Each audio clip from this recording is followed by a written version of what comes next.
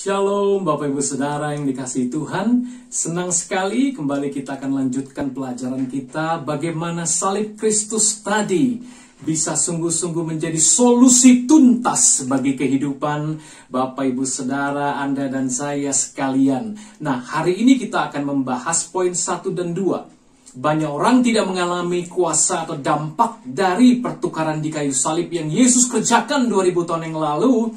Poin 1 saya tuliskan karena banyak orang tidak memahami aspek apa saja yang Yesus sudah kerjakan dalam pertukaran di kayu salib. Sebab di kayu salib ada pertukaran yang begitu besar, begitu ajaib. Sampai-sampai dalam Galatia pasal 6 Paulus katakan, aku tidak mau bermegah selain di dalam salib Yesus Kristus. Bapak Ibu bisa bayangkan, dia bisa bermegah karena dia adalah suku Benyamin, orang yang lahir dengan melakukan berbagai ketaatan kepada hukum Taurat. Dalam ketaatan pada hukum Taurat, Paulus berkata, aku tidak bercacat celah, Paulus katakan. Disunat sedemikian kecil waktu dia masih usia bayi, Bapak Ibu Saudara. Dia taat sedemikian rupa, dia ikut di mazhab orang Farisi yang paling kuat atau paling keras aturan dan garisnya, Bapak Ibu Saudara. Tapi dia tidak membanggakan semua itu. Dia juga tidak membanggakan bahwa dia murid yang paling pandai, paling cemerlang dari guru paling terkenal di zamannya, yaitu Gamaliel. Dia tidak membanggakan keahliannya terhadap hukum Taurat, kehebatannya di dalam berkhotbah atau memberi pengaruh kepada orang-orang Israel pada masa itu.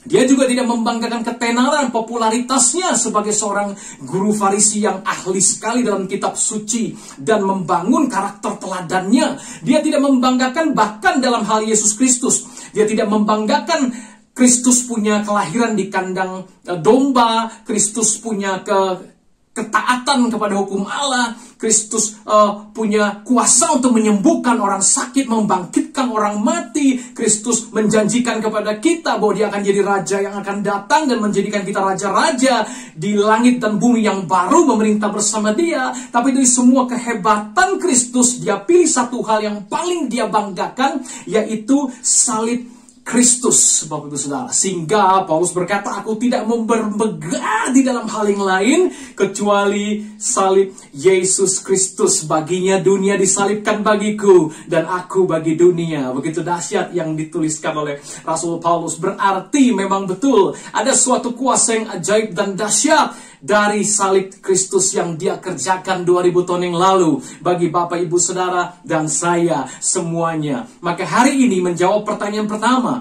apa saja? Menjawab penghalang pertama, orang tidak mengerti apa saja yang sudah Yesus capai di kayu salib. Pertukaran aspek apa saja? Memang total kalau kita pelajari sedikitnya secara global ada 8 aspek dari pertukaran di kayu salib yang Yesus kerjakan. Tapi hari ini kita akan bahas aspek pertama dan aspek kedua. Dengan mengerti aspek-aspek yang ada ini, saya berdoa iman timbul di dalam hati saudara dan saya. Kemudian kita boleh menikmati setiap aspek pertukaran di kayu salib yang Yesus sudah kerjakan. Yang atasnya Paulus berkata, aku hanya mau bermegah di dalam salib Yesus Kristus, bukan hal-hal yang lainnya. Wah, Bapak Ibu Saudara, begitu dahsyatnya karya salib Yesus. Dan juga ini akan mencakup poin kedua. Kita tahu penghambat yang kedua adalah orang berpikir hanya satu aspek yang Yesus kerjakan dalam pertukaran di kayu salib, yaitu pengampunan dosa. Cukup itu saja, sehingga mereka tidak mengalami aspek-aspek lainnya yang sesungguhnya Yesus sudah kerjakan dan bayar dengan darahnya yang mahal, tubuhnya yang hancur di kayu salib. Nah, kedua pertanyaan ini, saya berdoa kita dapat memahaminya dan mengalami kuasanya, Bapak Ibu Saudara. Ya, mari kita mendasari firman Tuhan terlebih dahulu.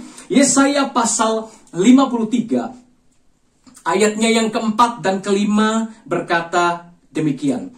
Tetapi sesungguhnya penyakit kitalah yang ditanggungnya, dan kesengsaraan kitalah yang dipikulnya. Padahal kita mengira dia kena tulah, dipukul, dan ditindas Allah. Tetapi dia tertikam oleh karena pemberontakan kita, dan dia diremukkan oleh karena kejahatan kita. Ganjaran yang mendatangkan keselamatan bagi kita ditimpakan kepadanya, dan oleh bilur-bilurnya kita menjadi sembuh. Wow, Bapak Ibu, di dalam 2 ayat ini terkandung 2 aspek pertama dari 8 aspek yang akan kita bahas.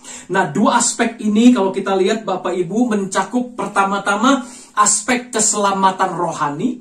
Yang kedua juga keselamatan secara jasmani, yaitu tubuh kita. Mari kita lihat sama-sama. Alkitab bilang begini, tetapi sesungguhnya penyakit kitalah yang ditanggungnya, dan kesengsaraan kita yang dipikulnya. Alkitab bilang di sini penyakit dan kesengsaraan. Penyakit dalam bahasa asli dan jelas dalam bahasa Indonesia dibedakan dengan kesengsaraan, Bapak Ibu.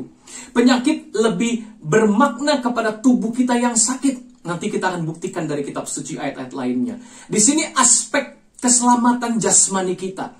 Tubuh kita yang sakit. Rupanya waktu Yesus mati di kayu salib, pertukaran yang dia kerjakan ada mencakup aspek tubuh kita yang sakit.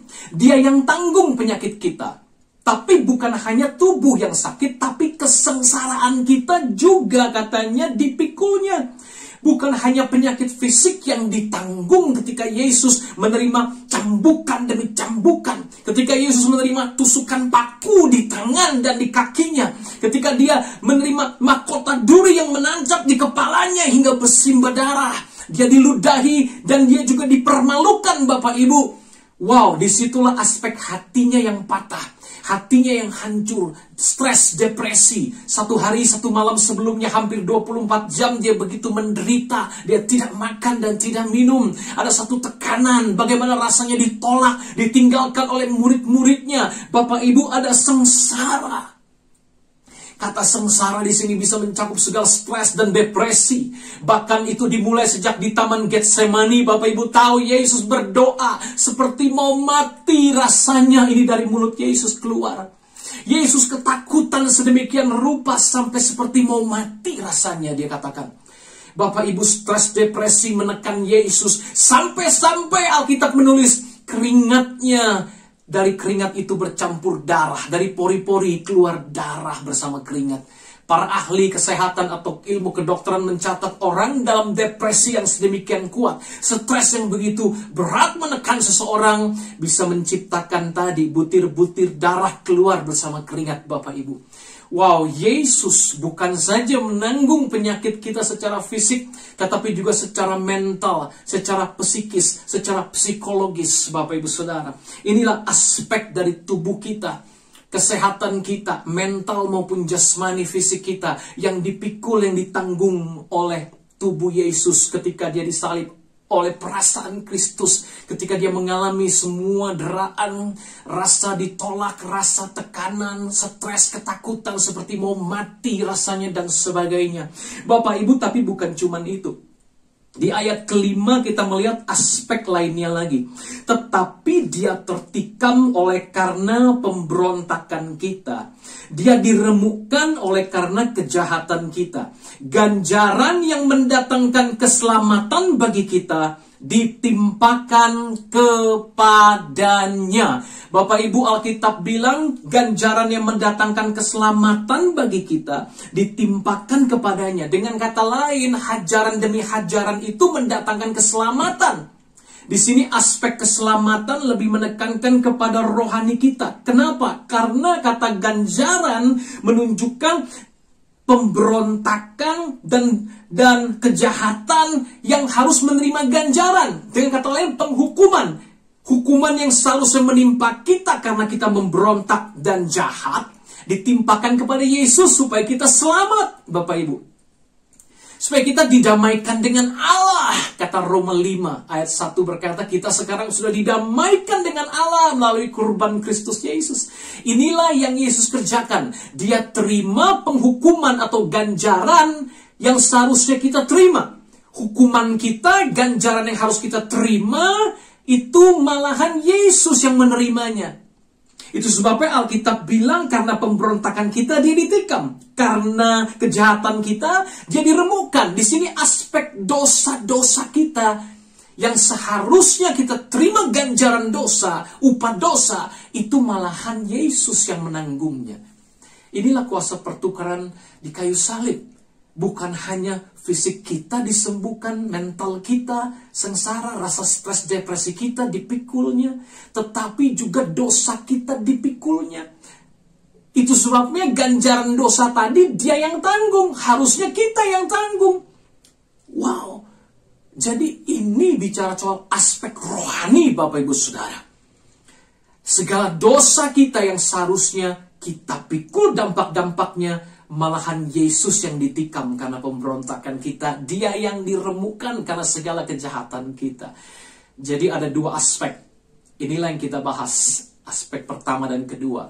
Bagaimana secara rohani Yesus menerima akibat atau dampak dari dosa. Hukuman atau ganjaran dari dosa kita. Sebagai gantinya kita dibebaskan dari penghukuman. Roma 8 ayat 1 berkata, sekarang bagi Anda yang ada di dalam Kristus Yesus, tidak ada penghukuman. Kenapa? Tuhan secara adil sudah memberikan penghukuman di tubuh Kristus 2000 tahun yang lalu. Kita diampuni bukan sekedar Tuhan asal ngomong, iya kamu saya ampuni karena aku maha pengampun. Tidak, Tuhan itu adil. Upah dosa adalah maut dan upah tersebut ditimpakan kepada Yesus 2000 tahun yang lalu, sehingga saudara dan saya yang menaruh iman percaya kepada korban Kristus tidak perlu dihukum lagi. Anda dan saya didamaikan dengan Allah. Anda dan saya diampuni total sempurna. Karena korban Kristus juga sempurna menanggung segala pemberontakan dan kejahatan kita.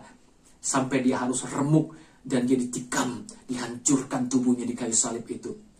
Menanggung ganjaran atau akibat dari dosa-dosa kejahatan pemberontakan kita. Bapak Ibu, kita buktikan dua aspek ini. Betul nggak ya, aspek rohani dan jasmani tadi Yesus sudah tanggung pikul buat kita. Dan kebenaran yang utamanya lagi di dua aspek ini tidak bisa saya pisahkan juga dalam dua video. Karena dua-duanya saling terkait satu dengan yang lain. Itu sebabnya di akhir ayat 5 dia bilang gini, dan oleh bilur-bilurnya kita menjadi sembuh. Ini bukan hanya soal sembuh rohani. Banyak orang tadi berpikir bahwa hanya rohani Pak yang disembuhkan. Fisik saya tetap sakit. Atau sebaliknya hanya jasmani Pak. Kan bilur-bilurnya Pak. Oleh bilur di tubuh itu bicara jasmani Pak saya sembuh. Tidak Bapak Ibu.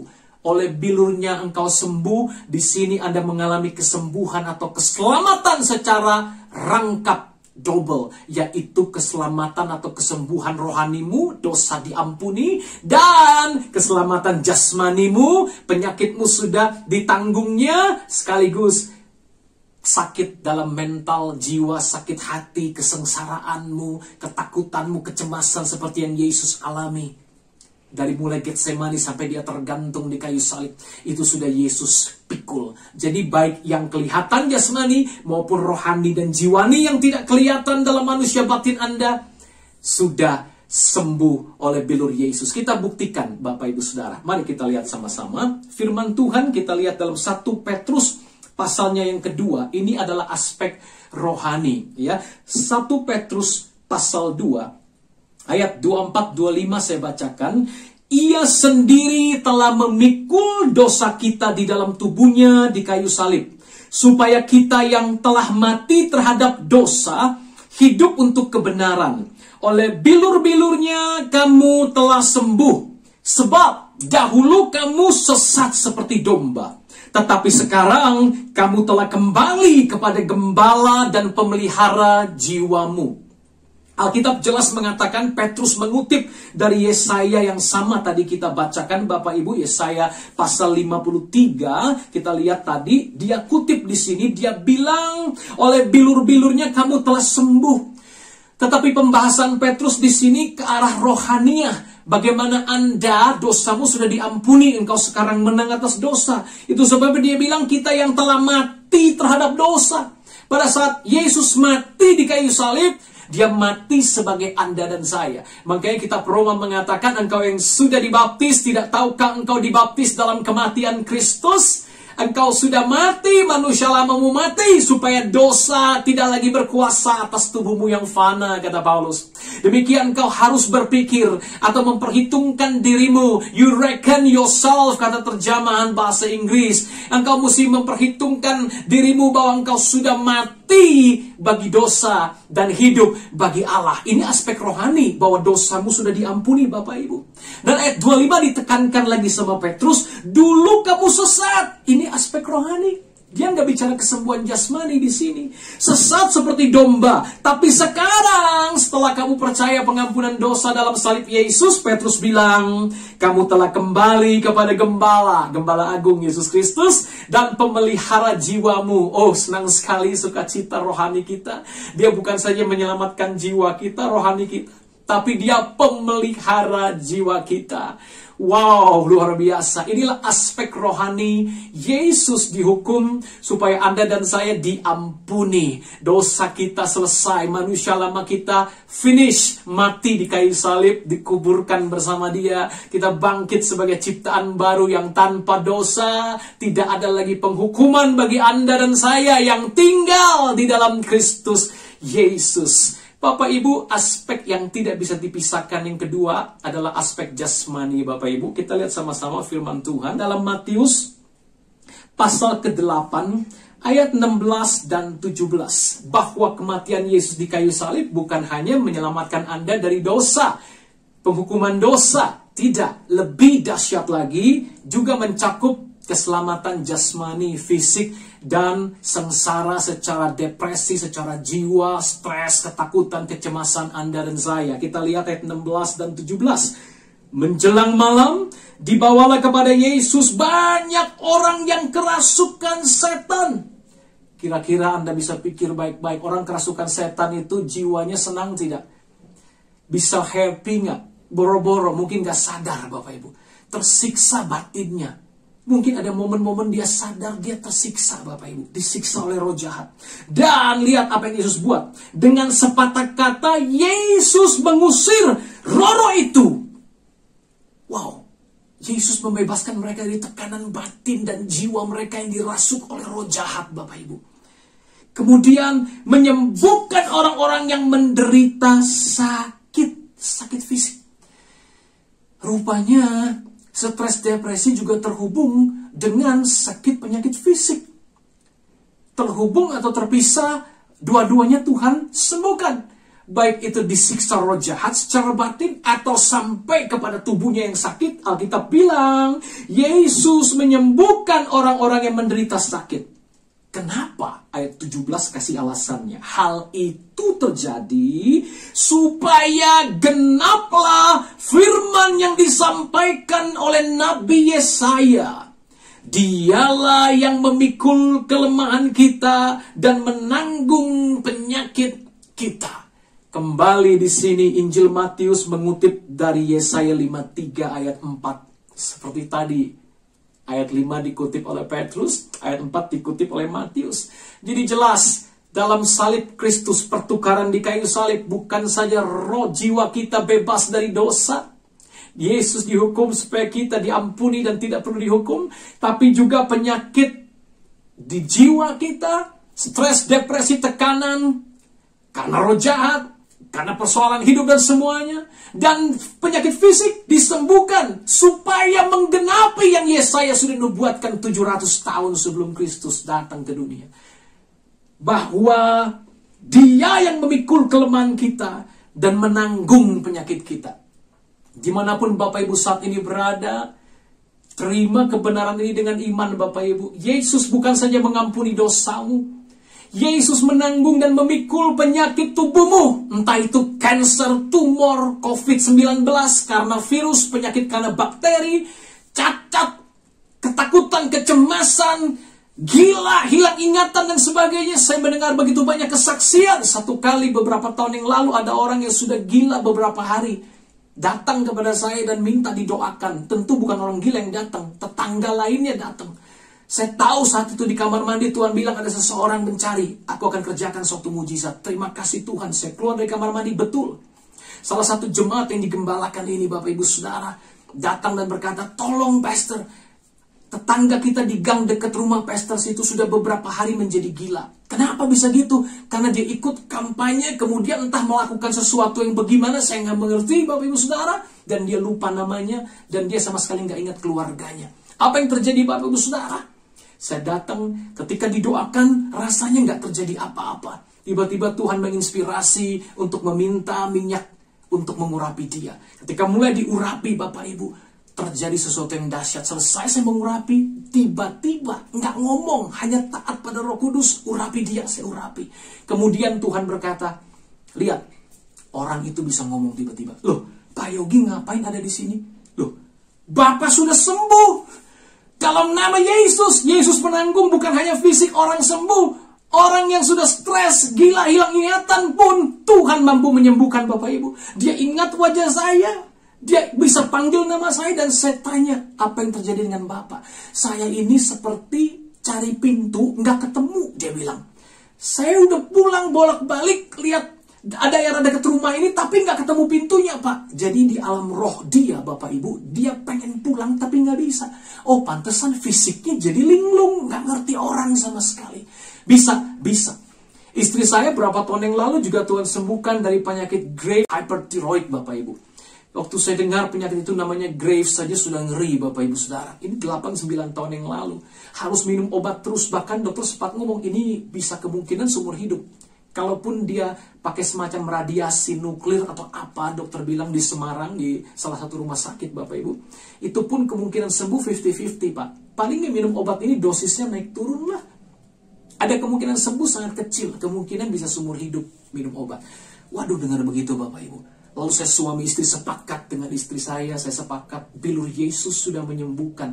Dia mengampuni dosa kita 2000 tahun yang lalu. Tetapi dia juga menanggung penyakit kita, kelemahan dan penderitaan kita. Seperti ayat ini bilang, supaya genaplah firman yang disampaikan Nabi Yesaya. Dialah yang memikul kelemahan kita dan menanggung penyakit kita. Bapak Ibu dimanapun Anda berada saat ini, terima kesembuhan itu Bapak Ibu. Jangan biarkan setan menipu Anda. Pengajaran yang keliru, seolah-olah Yesus hanya mati bagi dosa, tidak untuk penyakitmu. Jangan mau percaya bahwa hanya zaman rasul-rasul dan gereja mula-mula mujizat itu terjadi, sekarang sudah nggak terjadi. No Bapak Ibu, sampai hari ini Yesus tetap sama kemarin, hari ini sampai selama-lamanya. Dia tetap mengampuni dosa dan menyembuhkan penyakit Anda dan saya. Percaya, terima dengan iman dalam nama Yesus. Katakan bersama saya, aku sembuh, aku sehat, dosaku diampuni. Amin Bapak Ibu Saudara. Bapak Ibu, satu kali ada orang lumpuh yang datang dibawa oleh 4 temannya, digotong sedemikian rupa Bapak Ibu. Karena banyak orang, mereka nggak bisa masuk ketemu Yesus. Mereka masuk dari atap, mereka bongkar atap. Dan datanglah orang lumpuh dengan 4 kawannya itu Bapak Ibu. Dan Alkitab berkata waktu Yesus melihat teman-teman mereka membawa orang lumpuh itu, dia berkata sama si lumpuh, "Hai anakku, dosamu sudah diampuni." Kemudian yang terjadi Bapak Ibu, orang Farisi ahli Taurat ada di sana. Mereka ngomong dalam hati, siapa orang ini berani bilang bahwa dia bisa mengampuni dosa? Hanya Allah yang sanggup mengampuni dosa. Wow, ayat ini menunjukkan bahwa Yesus memang Allah yang hidup dan benar. Kalau Anda baca dalam 1 Yohanes 5 ayat 20 dikatakan, dialah Allah yang benar. Dialah Allah yang benar dan hidup yang kekal. Yesus Allah yang benar dan hidup yang kekal. Justru ini membuktikan dia mengampuni dosa karena dia Allah. Tapi bukan cuma dia mengampuni dosa. Ini membuktikan bahwa mengampuni dosa saling terkait dengan menyembuhkan penyakit. Itu sebabnya Yesus berkata, tetapi Yesus segera mengetahui dalam ayat ke-8 dari Markus pasal 2. Yesus tahu dalam hatinya mereka berpikir demikian. Lalu ia berkata pada mereka, mengapa kamu berpikir begitu dalam hatimu? Manakah lebih mudah mengatakan pada orang lumpuh ini dosamu sudah diampuni, atau mengatakan bangunlah, angkatlah tilammu dan berjalan? Tetapi ayat 10 perhatikan baik-baik, supaya kamu tahu, supaya dunia tahu, Anda dan saya yang mendengar video ini tahu bahwa Yesus di dunia ini, anak manusia, berkuasa mengampuni dosa. Berkatalah Yesus kepada orang lumpuh itu, kepadamu kukatakan, bangunlah, angkat tempat tidurmu dan pulang ke rumahmu. Dan orang itu pun bangun, segera mengangkat tempat tidurnya dan pergi keluar di hadapan orang-orang itu, sehingga mereka semua takjub. lalu memuliakan Allah. Katanya, yang begini belum pernah kita lihat. Wow, aspek ke-1 dan ke-2 ini sudah Yesus kerjakan dalam kuasa pertukaran di kayu salib. Dengar, dosamu finish, it is finished, sudah selesai. Penyakitmu, it is finished, sudah sembuh. Karena apa yang Yesus kerjakan di kayu salib 2000 tahun yang lalu. Dimanapun Anda berada, letakkan tanganmu di bagian yang sakit, saya berdoa buat Anda. Kalau Anda belum pernah terima Yesus, diampuni dosa, ikuti doa saya. Kalau sudah pernah, nggak apa-apa, ulangi dengan iman. Tuhan Yesus, terima kasih buat karya salibmu. Terjadi pertukaran yang ajaib. Harusnya aku dihukum karena dosa dan pemberontakanku. Tetapi Yesus menggantikan tempatku. Dia menukar kebenaran itu dengan dosa. Aku yang berdosa dijadikan benar. Aku tidak dihukum lagi, kan tinggal di dalam Yesus karena percaya beriman pada Yesus. Sembuhkan juga sakitku. Aku percaya Engkau sudah mengampuni dosaku. Ikuti kata-kata saya, saudara. Aku diampuni. Dan oleh bilur Yesus, aku juga sudah disembuhkan. Terima kesembuhan Bapak Ibu. Pegang pada bagian yang sakit saat ini. Kalau engkau bisa sentuh layar ini, sentuh dengan iman. Terima kesembuhanmu di dalam nama Yesus. Aku berkata kepadamu, dosamu diampuni. Penyakitmu disembuhkan. Terima dalam nama Yesus. Aku perintahkan segala ikatan dosa lepas. Segala sakit penyakit dalam dirimu keluar. Virus, bakteri, ketidaknormalan sembuh. Pergi dalam nama Yesus. Terima, sembuh dalam nama Yesus. Katakan terima kasih Yesus. Mari ucapkan terima kasih Yesus. Aku diampuni segala dosaku. Yesus dihukum supaya aku diampuni dan tidak perlu dihukum. Terima kasih Bapa di surga. Terima kasih. Oleh bilur Yesus aku sudah sembuh. Aku sudah sembuh, tidak peduli gejala apa yang aku lihat dan rasakan. Orang benar hidup oleh iman. Aku sembuh, saat ini juga aku sehat. Mulai saudara, lakukan bagian yang tidak bisa kau lakukan. Lakukan hal yang sebelumnya tidak bisa kau lakukan. Terima itu dalam nama Tuhan Yesus. Hidup dengan penuh ucapan syukur. Setiap hari perkatakan, aku sembuh, aku sehat. Oleh bilur Yesus aku diampuni. Dosaku sudah diampuni. Penyakitku sudah disembuhkan. Dalam nama Yesus. Haleluya. Amin.